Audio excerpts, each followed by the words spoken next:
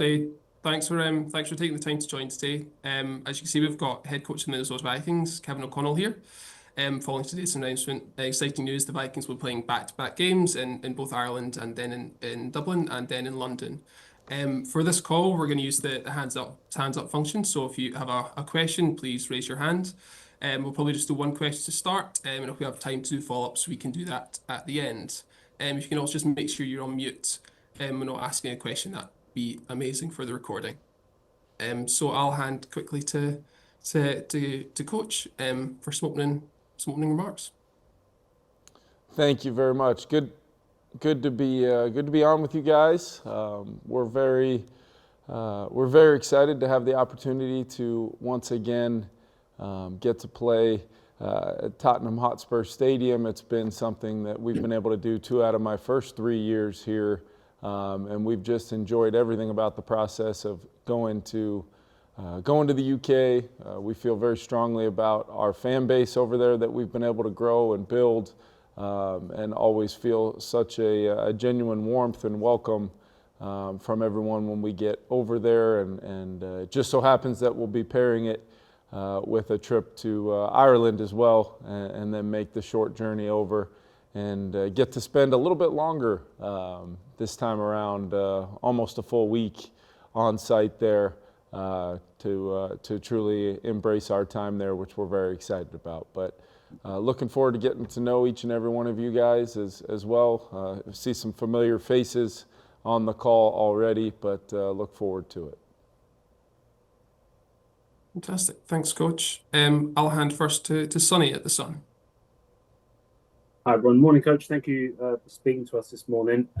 Coach, this is obviously a unique experience. We've had the Jags over in London for 2 weeks. We've never had a team go to Ireland and then to London. Why did you, as a franchise, want to be a part of this, really? Yeah, it was kind of it was kind of a joint decision in conjunction with the NFL. The way I looked at it is, from a standpoint of, it being a positive opportunity from both a football side and a business side for our organization. We're very proud of our organization. We get to, be the first team to do something like this. Like you mentioned, Jacksonville has done 2 consecutive weeks, both in the same spot, but we'll get an opportunity to be in 2 different locations, get to expose the Minnesota Vikings brand to all the great folks in Ireland, but then also make sure we get a chance to come to a place where we've not only been successful, but we feel a growing fan base. The support is always very strong for our team. And from a football side of it, both opponents that will play, including the Cleveland Browns at Tottenham Stadium, they both have very high quality home atmospheres in their home stadiums here in the United States. So to get to play them not at their home stadium, tough division, the AFC North tends to be year in, year out, just like the NFC North.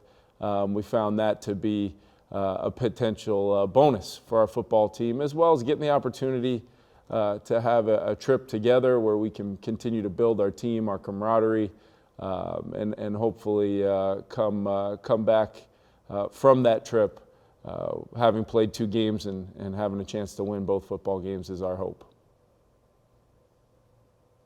Now throw to Peter Carlin at The Athletic. Hello, Coach. I was just wondering what your approach is to the bye. Obviously, you had a week 6 bye in 2024, and you went 14-3. Yeah, well, our hope, we won't get final confirmation on the schedule till everybody gets to see the full look at it, hopefully tomorrow. But our hope is to take the bye week 6, and we'll totally commit to the travel plans that we've had in place when we've gone previously to play 1 game overseas. So we'll do that, as we've always done for that first football game. Then we'll transition to be on site there in London for the week before, playing the back-to-back Sunday games. So we'll come back after that, take the bye and kind of reset for the remainder of our season. But our league is so competitive. Every single week you've got to play good football to have a chance to win. I think it fits in alignment with our belief on preparation. Although it's going to be 2 games in 2 different locations, they're just each individual opportunities to go play good football and attack the challenge of preparing maybe in different ways, but albeit making sure our football team's prepared and ready to go. And I'll hand to Brian at TalkSport. Hey, Kevin. A few months ago, you guys, had a shot to maybe work out a deal with Aaron Rodgers that's been well covered, but you're going to be doing this with a rookie quarterback who, obviously you guys believe in, who has a lot of talent in J.J. McCarthy, but that's a huge challenge. I mean, that's a huge challenge for a Hall of Fame quarterback, let alone a rookie quarterback. What have you seen from J.J. as he, progresses through your system? He matures. He's kind of in year 2 in some ways that allows you guys to believe so much that he can lead this organization forward when you have so much other talent on this roster in 2025? Yeah, it's a great question. I think one of the things that, I get asked a lot about, what gives us the belief and confidence that JJ is going to continue to grow and develop and be ready to attack this thing with his teammates. I think it goes back beyond that. Unfortunately, he did lose his rookie year to injury, but he didn't lose that time with his teammates. He didn't lose that time in our building. He didn't lose that time continuing to become comfortable in our offense.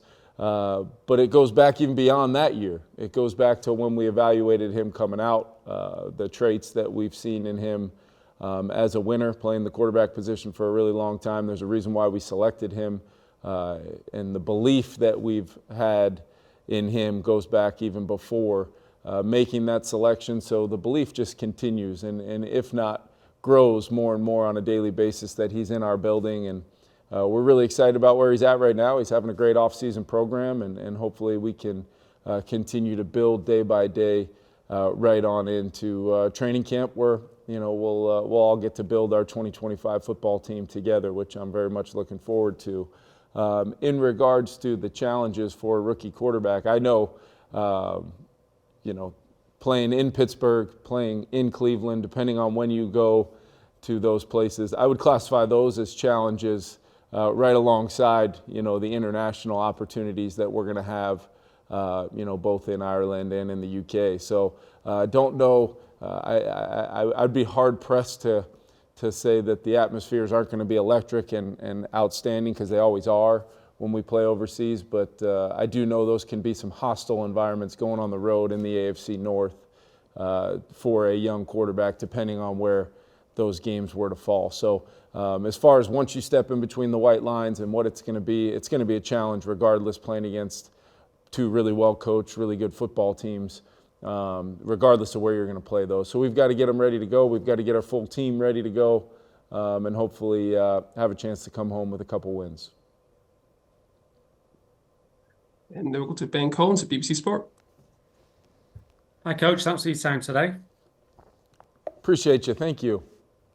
In the past, teams might have been reluctant to travel overseas to play games, but along with the Jaguars, it's seen you guys. It seems to be something that you've really embraced, especially as the NFL continues to expand internationally. Yeah, I think there's a couple things that go into that. We have an unbelievable staff here within our building that supports our players from a sports science, player health and performance, the support staff around our players with our strength and conditioning staff, but then also our football operations department helping to plan these trips, and every minute down to every last detail is planned with nothing more than just the focal point being what's the best thing for our players, what's the best thing to make sure our players are ready to go and they can go compete just like they would for any other opportunity that we're fortunate enough to play in the NFL season. So we've looked at it from a standpoint of doing our part as an organization for our players, and then the other part of that is getting over there, feeling the support, growing the Vikings brand that I believe continues to grow every time we get an opportunity to go over there. I know I feel it I know our fan base, from the continental United States loves to travel over there as well, but we also love the fact that we get to connect with a lot of our fans in the UK and hopefully build some fans, in Ireland as well. And then we'll go to Cameron Hogwood at Sky Sports. Hey, Coach. Thank you for your time. I hope you're well. When we look at what you achieved last season, a lot of your success came down to big off-season moves, particularly on defense. Andrew Van Ginkel, Jonathan Grenard had such great seasons. This season, when we look on the other side of the ball, guys like Will Fries have come in, and then someone who really caught my eye was Rondell Moore, because I loved him so much coming out of college, and you're kind of waiting for a guy like that to explode in this league. With players like that, do you think, how much does it matter about the system that you put him in, and how much faith do you have in a guy like that having success in your team, given the way Jalen Naylor finished last year as well?